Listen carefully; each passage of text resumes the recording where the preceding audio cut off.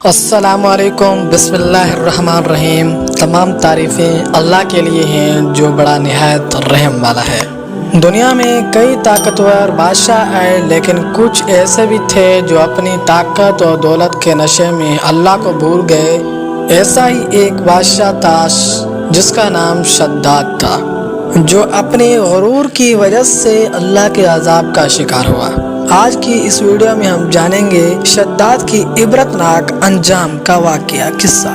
قوم عاد عرب کے علاقے کاف میں آباد تھے۔ یہ لوگ اپنی جسمانی طاقت، لمبے قد اور شاندار عمارت کے لیے مشہور تھے۔ ان کی خوشحالی اور طاقت نے انہیں اللہ کی یاد سے غافل کر دیا۔ اللہ تعالیٰ نے ان کی رہنمائی کے لیے حضرت ہود علیہ السلام کو بھیجا۔ اے میری قوم، اللہ کی عبادت کرو، اس کے سوا کوئی معبود نہیں۔ لیکن قوم عاد اور ان کا بادشاہ شداد اللہ کی نافرمانی پر ڈٹے رہے۔ شداد قوم عاد کا بادشاہ اپنی دولت اور طاقت پر بہت مغرور تھا۔ اس نے کہا، اگر اللہ نے جنت بنائی ہے تو میں بھی زمین پر ایسی جنت بناؤں گا جو اس سے زیادہ خوبصورت ہوگی۔ شداد نے حکم دیا کہ دنیا کے بہترین کاریگر جمع کیے جائیں۔ اس جنت کے دروازے سونے کے تھے، نہریں قیمتی پتھروں سے مزین تھی اور باغات میں درختوں کے پتے ہیرے اور چاندی سے بنائے گئے تھے۔ کئی سالوں کی محنت اور بے شمار دولت خرچ کرنے کے بعد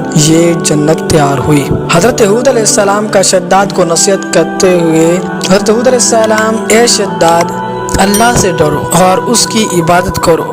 یہ دنیاوی طاقت اور دولت تمہیں کچھ فائدہ نہ دے گی۔ لیکن شداد نے اللہ کے پیغام کو جھٹلایا اور اپنی جنت دیکھنے کے لیے روانہ ہوا۔ جب شداد اپنی جنت کے قریب پہنچا تو اللہ کا عذاب نازل ہوا۔ ایک زوردار چیخ اور آسمان طوفان نے پوری قوم عاد کو تباہ کر دیا۔ 7 دن اور 8 راتیں مسلسل ہوا چلتی رہی اور شداد اپنی جنت میں داخل ہونے سے پہلے ہی ہلاک ہو گیا اور اس کی بنائی ہوئی جنت زمین بوس ہو گئی۔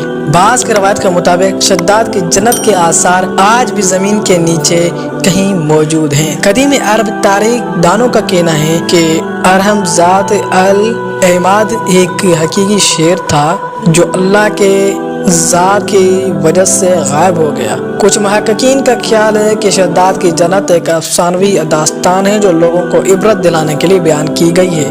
جدید تحقیقات نے عمان کے علاقے رب الخالی میں ایک قدیم شہر کے آثار دریافت کیے ہیں جنہیں ارم کہا جاتا ہے۔ شداد کا انجام ہمیں یہ سبق دیتا ہے کہ دنیاوی طاقت، دولت اور غرور اللہ کے سامنے کچھ بھی نہیں۔ اللہ کے نافرمانی کرنے والے کبھی کامیاب نہیں ہو سکتے۔ حقیقی جنت وہ ہے جو اللہ نے اپنے نیک بندوں کے لیے تیار کی ہے۔ یہ دنیا کی زندگی محض دھوکے کا سامان ہے اور آخرت ہی اصل ٹھکانہ ہے۔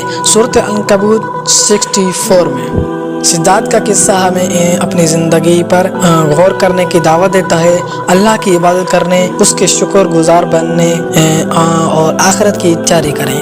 اگر آپ کو یہ ویڈیو پسند آئی ہو تو لائک، شیئر اور کمنٹ کریں، اپنے دوستوں کے ساتھ شیئر کریں اور مزید اسلامک واقعات کے لیے ہمارے چینل اسلامک وائس اسٹوری کو سبسکرائب کریں۔